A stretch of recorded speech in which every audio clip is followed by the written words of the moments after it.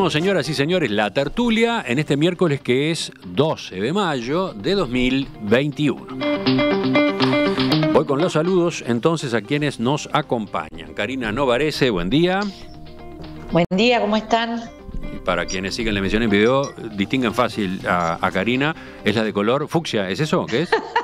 Fucsia, no me digas rojo porque no, es fucsia. Rojo no, fucsia. Es el de la temporada. Para cortar así, para levantar el ánimo de la mañana sobre un fondo blanco además. Sí. Con cuadros. Sí. Bien. Ahí está Karina. Teresa Herrera, buen día. Buen día Emiliano, compañera y compañeritos de mesa, audiencia, un gusto, como siempre. Para los que siguen la emisión en video, Teresa es la que está abrigadísima, de lentes oscuros y con gorro, al aire libre, en el jardín, en su casa de Piriápolis, porque se instaló definitivamente allá. Exactamente, con gran alegría, la verdad, una muy buena energía, con todo el estrés de la mudanza y además el trabajo en paralelo, pero re contenta. El sol, por lo visto, te acompaña. Se ve el Cerro del Toro que tengo atrás, que lo veo desde mi jardín. Esto no es para provocar envidias. No. A los que están encerrados, por ejemplo, Gabriel Udiño, buen día. Sí, bajo techo nomás viendo el sol por la ventana y no teniendo los privilegios de Teresa, sin duda. ¿Y Agustín Iturralde? Buenos días, Emiliano, ¿cómo andan? Ya les va a tocar a ustedes, tienen que inventar alguna salida desde algún jardín, desde alguna playa, desde alguna montaña, algo. Algo que buscar, pero bueno, es difícil competir en esa mesa. Sí. Más con los planes que recién comentaba Karina fuera del aire. Bueno, no me quemen los planes. Dejá que sea una sorpresa. Ahí nos anotamos todos. Bueno, vamos a nuestro primer tema, si les parece. El Ministerio de Salud Pública citó a los dueños del restaurante García, ubicado en Carrasco, luego de que el domingo se viralizara un video que mostraba a ese local con muchas mesas ocupadas y poca distancia entre los numerosos comensales. El Ministerio dispuso un plazo de 10 días para que se presenten los descargos antes de resolver o no una sanción. Por otro lado, la Intendencia de Montevideo intimó a los propietarios a corregir la distancia entre las mesas hasta lograr una separación de no menos de 2 metros, tal como lo establece la normativa. El Servicio de Convivencia Departamental de la Intendencia de Montevideo recibió 38 denuncias por presuntos incumplimientos de los protocolos sanitarios durante el fin de semana pasado, un fin de semana que tuvo mayor movilidad porque el domingo se celebró el Día de la Madre. 20 de las denuncias refirieron a restaurantes y 2 a locales con actividad nocturna durante ese fin de semana. Desde la comuna se señaló al diario El Observador que en algunos casos se dispuso la clausura de los establecimientos y en otros se constató que las denuncias eran falsas. Tenemos actuaciones del Ministerio de Salud Pública, actuaciones de la Intendencia de Montevideo. Ha habido también en este terreno actuaciones policiales, bueno, dependiendo del caso, ¿no? Pero sobre estas noticias es que Karina quería proponer una discusión a propósito de responsabilidad empresarial. ¿Cómo es eso? Sí, a ver, porque antes de toda esta locura de la pandemia se hablaba muchísimo y era un área de trabajo muy fuerte en las empresas en general, en las empresas grandes sobre todo, la responsabilidad social empresarial. Entonces yo me puse a pensar cómo se traduce eso en tiempos de pandemia. Y el que vos mencionaste es uno de los ejemplos, pero hay otros, ¿no? A ver, partiendo de la base de que es un tiempo complicado para todas las empresas, yo no estoy dando por sentado que acá nadie tira plata ni que a nadie le sobra la plata, y evidentemente en el caso de empresas chicas o de empresas como los restaurantes, obviamente que han sufrido mucho. Igual hay que poner una cuota de responsabilidad a la hora de decidir cómo actuar laboralmente. Y no me voy a referir solamente al caso que ya tú acabas de citar o a casos similares, porque no es el único. Lamentablemente está lleno de restaurantes y de bares también y de cafés, que sobre todo los fines de semana, debido a la irresponsabilidad de nosotros mismos, los consumidores, dejan que se llene de una forma impresionante. Me voy a referir también a las empresas, a las oficinas, a las empresas privadas, a las empresas públicas, donde ya hemos hablado de esto, creo, en alguna tertulia, o por lo menos yo tuve que escribir sobre el tema, que tiene que ver con el teletrabajo. Estamos llenos de amigos y de familiares que nos cuentan que son administrativos, pero tienen que ir a trabajar. o que juegan un papel, por ejemplo, de servicio al cliente, pero no presencial, que se podría hacer perfectamente a distancia.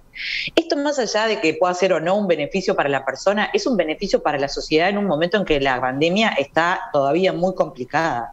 No lo hemos podido aplicar.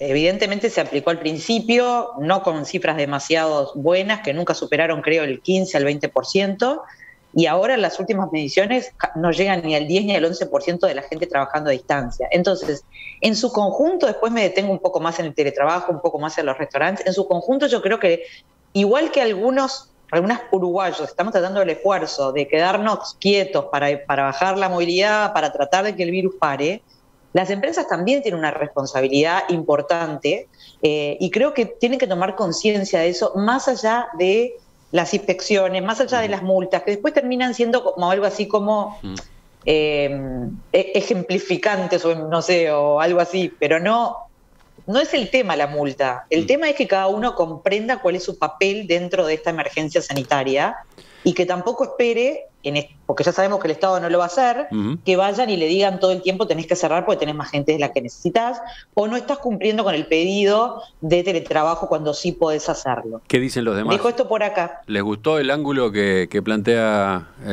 en este momento Karina? Sí, Gabriel. A mí particularmente es un tema que me interesa mucho. Por mi lado profesional, digamos, estoy vinculado a la gestión de las empresas, y el área de responsabilidad social es un área de mi especial interés, principalmente porque a veces hay como que se desdibuja un poco el rol de las empresas en nuestras sociedades, digamos, ¿no? Es decir, como que nos acostumbramos a que las empresas están ahí y que hay empresarios y que su objetivo es hacer dinero, digamos, como resultado de la inversión de capital y cosas por el estilo, pero si hacemos un poquito de historia, las empresas en realidad surgen en la vida social como una forma de hacer mejor las cosas, digamos, ¿no? De organizarnos, de dividir el trabajo, de la especialización, de la posibilidad de crecimiento, y por lo tanto las empresas tienen un fin que es originalmente social, digamos, no es solo un tema de enriquecimiento. Entonces, cuando hablamos de responsabilidad social, no hablamos de filantropía, de hacer las cosas bien porque está bien. Estamos hablando de que las empresas tienen que hacer algunas cosas bien, incluso aunque sean costosas en términos económicos para las empresas, porque es parte de sus responsabilidades, porque trabajan en un contexto determinado, porque su función no es solo maximizar el resultado, digamos, ¿sí? Entonces, cuando hablamos de situaciones de crisis, las empresas tienen que asumir ese rol en la sociedad de la misma manera que los individuos tenemos que asumir nuestros roles como miembros de una comunidad y entender que hay que poner limitaciones incluso a nuestras propias intenciones de supervivencia, porque también lo hicimos todos los individuos, ¿no? Es decir, de la misma manera que las personas disfrutamos mucho y extrañamos mucho juntarnos con nuestra familia, juntarnos con nuestros amigos, o durante los momentos más duros de esta pandemia, estar con nuestros abuelos o con nuestras abuelas, las empresas también tienen que asumir esa responsabilidad que tiene que ver con vivir en sociedad y compartir. Hay una segunda cara, que la dejo para mi segunda intervención, que tiene que ver cómo como sociedad ayudamos a las organizaciones a cumplir con eso, ¿no? Que tiene que ver con cómo dar algunos paliativos para que eso no signifique que una empresa se funda, digamos, ¿no? Pero lo dejo para la segunda. Escuché la palabra paliativos, pensé que ibas a decir algunos palos. Porque también capaz que son necesarios, ¿no? Los golpes, sí, las sanciones, ¿no? Que esa expectativa del control permanente, y ahora cuando surgió en redes sociales las fotos o las imágenes, los videos del restaurante en particular, era como, ¿dónde está el gobierno? ¿Dónde está la intendencia que no reaccionan? A ver, los gobiernos y las intendencias no pueden estar absolutamente en todos los rincones del universo. Entonces, pensar en un estado policíaco que va a hacer ese control no es suficiente. Sigo, ¿con quién? Yo cacho capaz. A ver, yo me parece recontra interesante el planteo. Sin duda es como un campo del conocimiento que ha crecido mucho en las últimas décadas. Ya no hace tan poco, ¿no? Ya hace muchas décadas que se habla de esto. Y sin duda me gustó mucho el enfoque de Gabriel, ¿no? Que las empresas tienen un rol, las empresas nacen para solucionar cosas, para crear valor en la sociedad y obviamente y también para tener su ganancia, pero tienen un rol social que está muy bueno reivindicar y valorar. Dicho esto, yo la verdad en este contexto, yo sobre todo pensando en los comercios, ¿no? Que estamos hablando de las empresas y creo que estamos hablando de los comercios, cuando hablamos sobre todo a partir de lo que pasó el otro día no necesariamente García. igual, Agustín. Sí. Perdón, ¿Cómo? no necesariamente. Me parece que hay muchas empresas grandes que tampoco están cumpliendo ni siquiera con las cuestiones sanitarias que le pide el gobierno. Sí, puede Sí, ser, da la pero impresión toda la de que el indignación planteo de Karina colectiva va... salta con cuando sale un video como el del restaurante García el otro día o lo que fuera. Yo la verdad, pensando en los comercios, ¿no? Me voy a tener más pensando. Yo la verdad creo que los comercios, uno va a los comercios, uno entra a una peluquería, entra a una ferretería y hay, primero porque también se quieren cuidar ellos, quieren cuidar a la empresa, quieren cuidar a los trabajadores, hasta por un motivo económico, el dueño de la ferretería tiene incentivos a tratar de que no haya un foco en su local. Después porque creo que probablemente lo quiere hacer porque lo que está bien, porque quiere cuidar a su gente. Entonces, yo creo que ha habido realmente el comercio, creo que lo que ha sufrido el comercio durante esta pandemia, creo que todos los que vivimos de otras cosas, los que somos profesionales, los que estamos, como no tenemos noción real porque están los sectores que directamente tuvieron que cerrar. A ver, los salones de fiestas, los que realmente, bueno, el negocio pasó de 100 a 0. Cero, no hay negocio, no hay nada, está cerrado. Bueno, y ahí es que en general ahora hubo toda una batería de propuestas. Una peluquería cualquiera, una peluquería tipo, vio caída su nivel de actividad, tremendamente. Realmente están peleándola al borde. Y a pesar de esto, yo creo que mi impresión es que el pequeño comercio ha hecho lo posible, ha tratado de cumplir, le ha puesto esfuerzo. Y bueno, cuando uno ve estas imágenes como las de García otro día, obviamente estamos hablando como un negocio de otra magnitud. Obviamente me preocupa, obviamente me parece que tiene que funcionar ahí. Es verdad que no puede estar el Estado en todos lados, pero tienen que funcionar estos mecanismos de denuncia, de contralor, se tienen que tratar de efectivizar. Ahora, también yo personalmente, y capaz que por defecto profesional, no puedo dejar de ver un mínimo respiro a cierta recuperación del consumo y al otro gran drama que nos deja esta pandemia, que es el desempleo, ¿no? Y es la caída del ingreso de los hogares y es el aumento de la pobreza. Y bueno, por ese lado, digo... Debemos exigir, debemos pedir conciencia, el Estado debe controlar que las medidas se cumplan, las normas sin control no son avisos, son consejos, no tiene sentido, pero también tenemos que, no podemos ponernos una cosa persecutoria a todos los comercios y tratar de separar lo que son realmente algunos comportamientos riesgosos con lo que son otras cosas que pueden ser mecanismos de distintos size. Sí, yo no sé si Karina iba tanto por el lado del control, por el lado de la inspección, por el lado de los palos, como decía yo hace un rato, ¿no? No sé si iba por el lado ese de... Por el autocontrol. Ahí está. Hay una cantidad de restaurantes a los que yo he ido y mantienen los protocolos que están establecidos. Y no estoy hablando de este restaurante, no me quiero enfocar solo en este caso, porque como vos decís, Agustín, perdón, Teresa, te dejo enseguida, sí. Es un caso. Lamentablemente se están viendo muchos de estos casos últimamente. Hay dos partes responsables acá, los que vamos y nos dejamos amuchar y también la empresa que lo permite. Y por eso no me quise centrar solamente en restaurantes o en comercios, que sé que han sido muy golpeados, sino también en oficinas. El ministro Mieres ha dicho que el 50% no está cumpliendo con... Entonces eso va más allá de lo que estén sufriendo. O sea, todos estamos sufriendo y tenemos problemas derivados de la pandemia. Vamos con Teresa, pero antes agrego un mensaje, uno de los tantos. Este mensaje va dirigido a Karina, justamente, es como un cuestionamiento de Leo que dice: ¿cómo sabe Karina que las empresas sí pueden trabajar en forma remota? Es una petición de principio que puede estar lejos de la realidad. Por el contrario, hay enorme cantidad de trabajos que no se pueden hacer remotamente. Me refería justamente a eso. Tiendas, comercios, talleres, ferias, servicios en general. No nos dejemos confundir por la realidad de nuestra burbuja.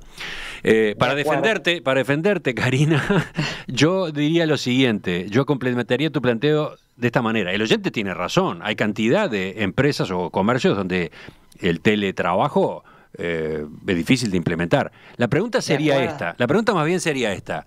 Usted que tiene una empresa, señor, usted que tiene una empresa, señora, ¿ha hecho todo lo posible?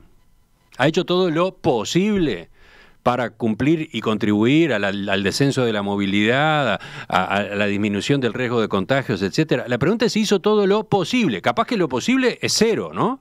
En mi empresa no se puede, punto. Bien, bárbaro, se lo acepto, está bien. Pero la pregunta es, ¿hizo todo lo posible? ¿En el margen que tiene, hizo todo lo posible? Ahora sí, Teresa. Sí, en primer lugar, bueno, yo iba a hacer referencia a los datos que planteaba Karina ahora, ¿no?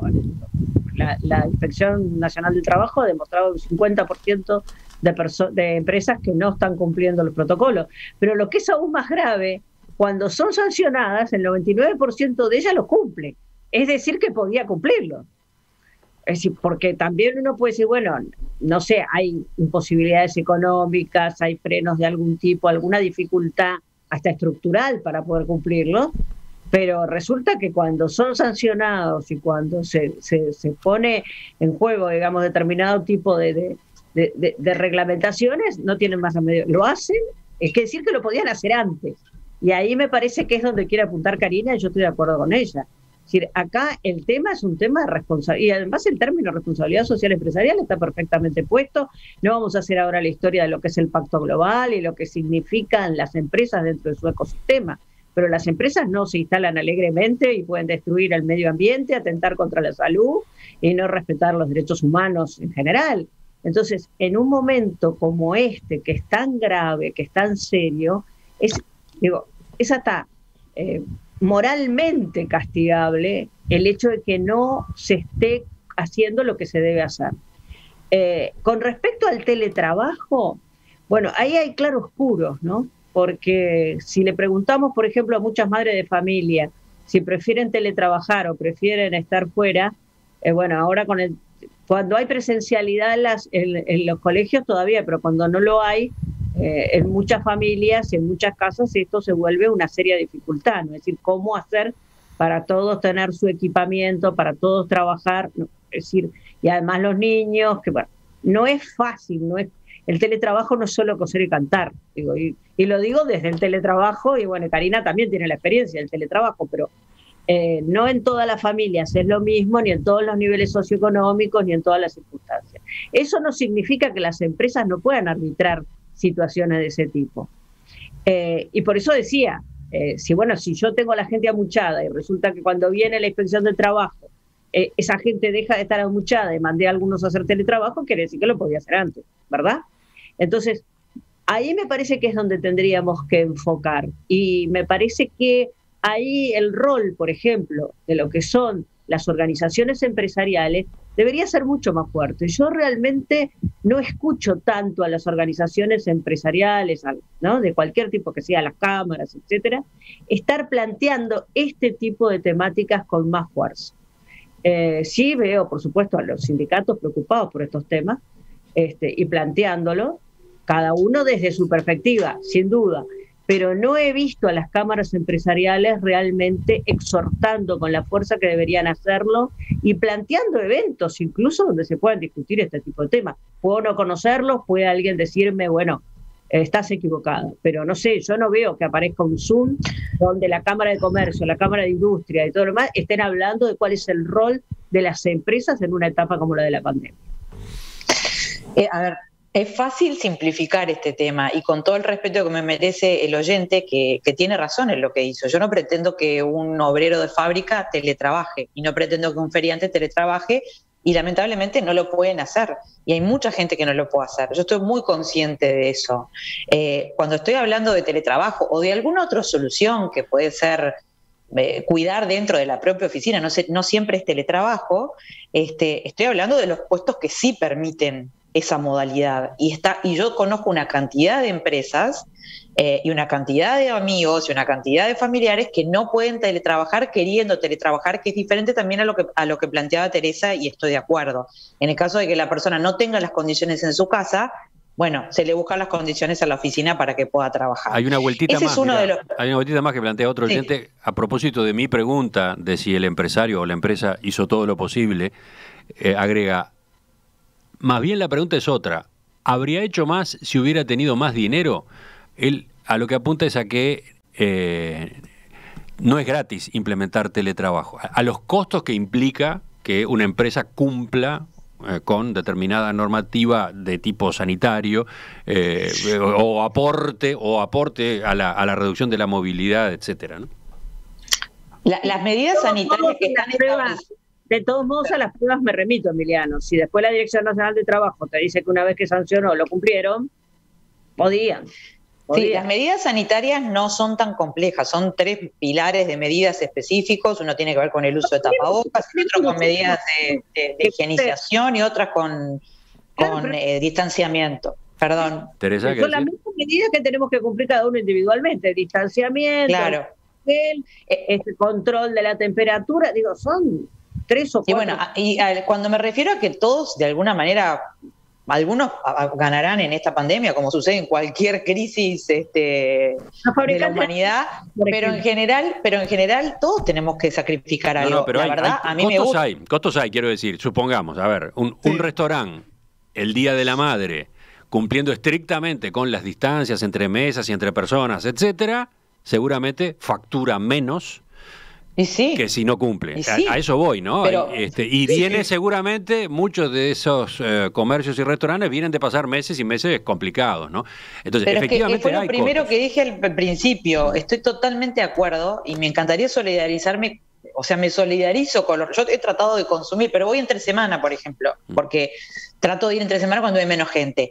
Pero de cualquier manera, no es una excusa, lamentablemente, porque si no, estamos poniendo la rentabilidad, que yo sé que es muy importante, y estoy de acuerdo con Agustín, que de eso depende una cantidad de trabajos, contra la vida o la muerte, porque en Uruguay se siguen muriendo 50 personas por día, ¿Agustín? De 50 a 60, ayer murieron un poco menos, por suerte. Agustín, pero es así. A ver, ¿quién de los dos sigue ahora? No, a ver, yo estoy de acuerdo con el planteo, me parece que el planteo es correcto. Yo como lo único que me parece como importante agregar es que también en una situación como esta, algún grupo de empresas, su principal, no sé si su principal, pero una responsabilidad muy importante es seguir abiertos dando trabajo. Como eso también es parte de su responsabilidad social empresarial. Seguir abierto, no echar gente, mantener los puestos de trabajo, eso es clave en la responsabilidad social de... ¿Me permitís una pequeña interrupción? Bueno, dale. Pero no cuidar la salud de tus trabajadores también va a implicar que capaz que en algún momento tenés que cerrar por cuarentena. Entonces, evidentemente, si nos metemos en el círculo salud, economía, las dos cosas tienen que ir juntas, es evidente, lo hemos hablado 1000 veces, van juntas, no hay salud sin economía, no hay economía sin salud, totalmente. Hay tensiones de corto plazo como esta es la que estamos comentando.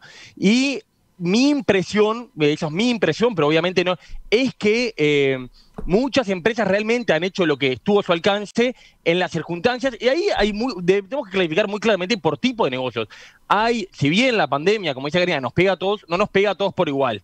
Y hay sectores que realmente, hay algunos, y me incluyo, en lo que yo trabajo, que realmente me veo muy poco, y otras cosas que pegan mucho. Y incluso el teletrabajo tiene limitaciones. Yo no veo tanto por los costos, yo lo veo más por el lado de las dinámicas, hasta en una oficina, hasta cuando el trabajo es un trabajo en equipo. No en todos los lugares el teletrabajo funciona o facilita la cosa, al revés. En muchos lugares el teletrabajo complica, ¿no? Claramente. Yo creo que en el corto plazo, mi experiencia con el teletrabajo es que el día que nos fuimos de la oficina y dijimos cada uno tiene su trabajo, su tarea, las primeras 10 días, 2 semanas, bárbaro, funcionó estupendo. En la medida que se va extendiendo eso, frena, hay dinámicas que no se generan, hay sinergias que no se generan, aprendizajes con nuevos trabajadores. Entonces, probablemente hay cosas mixtas que se pueden inventar, hay cosas para hacer, y de hecho creo que muchas hicieron, muchas probablemente faltaron hacer, muchas faltó conciencia empresarial, como decía, como estaban explicando, yo estoy de acuerdo en eso. Creo que también hay que, y no digo que no lo estén poniendo en la mesa ni Karina ni nadie, simplemente me quería como verlo explícitamente, tiene dinámicas que lo complican, y realmente el mantener los puestos de trabajo es para muchas empresas hoy lo único que pueden ver. Realmente hay empresas, el otro día, hasta los beneficios que el gobierno les ha dado, le parecen claros. Si vos tu facturación cayó un 40, un 50, un 60%, no te salva ningún beneficio de estos que te puedan dar. Bueno, entonces a esas personas viste que yo lo mido y bueno, es difícil pedirles más de lo que ya hacen, que yo creo que no todos, pero muchos empresarios, y de vuelta estoy pensando desde mi lugar en comercios, que sé que no es lo único que estamos hablando, creo que han hecho mucho a pesar de todas las dificultades. Es cierto que hay costos. Los oyentes nos mandan ejemplos concretos, ¿no? De, supongamos, una empresa en la que hay distribución de terminales de computadora en una mesa al lado de la otra, etcétera. Si ese personal o parte del personal se va a trabajar a sus casas, hay que comprar los equipos correspondientes, hay que facilitarle las variantes tecnológicas, el acceso a internet, en fin, a los empleados. O sea, efectivamente, costos hay. De eso también iba la pregunta, ¿no? Iba la pregunta. Ustedes han hecho todo lo posible hasta desde el punto de vista económico, con el contexto que recién estaban aportando por allí. Otras empresas directamente están cerradas. Otras empresas directamente no están pudiendo desarrollar actividad ninguna. Piensen en qué lista tan larga, ¿no? Ahora nos estamos mencionando los gimnasios, yo qué sé. ¿Cuántas veces, cuántos meses han tenido que pasar cerrados los gimnasios? ¿Qué ibas a decir, Gabriel? No, que quería sumar a que también hay un elemento que en Uruguay juega mucho, que tiene que ver con la poca necesidad de reporte que tienen las empresas, ¿no? De rendir cuentas a distintos stakeholders, decimos, ¿no? A los distintos involucrados, ¿no?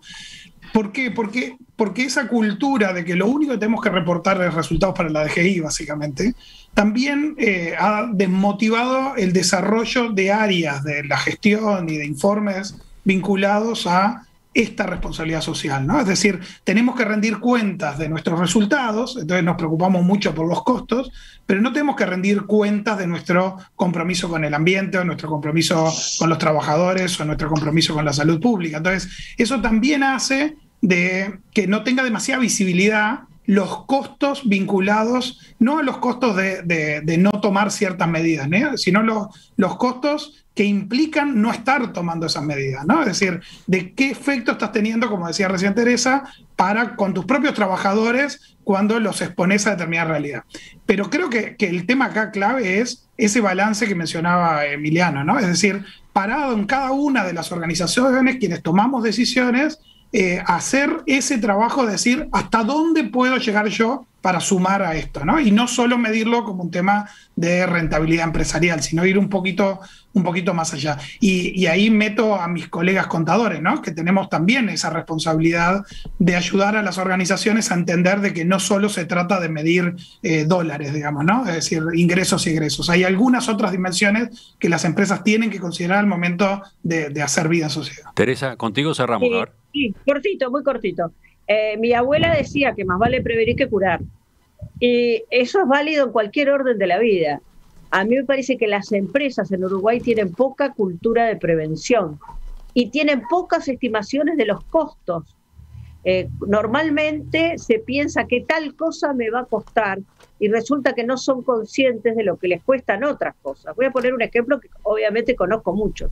En muchos países se ha hecho un estudio de lo que cuesta la violencia de género dentro de las empresas y las empresas uruguayas nunca han afrontado eso y al contrario han dicho qué costo tiene por ahí tener una persona que está sufriendo eso sin darse cuenta que tienen un montón de costos ocultos mucho más altos que eso. No es el tema de hoy, pero a mí me parece que con esto pasa algo parecido. Yo no voy a decir que hay empresas que no están en mala situación, que no pueden abrir sus puertas, ese es el máximo extremo.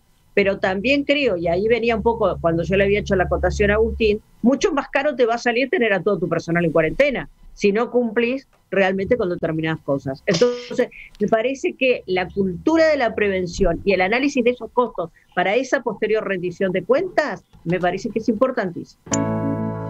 Ya volvemos a la tertulia, cambiamos de tema y cambiamos la conducción también. Acá viene Romina para hacerse cargo de la segunda parte.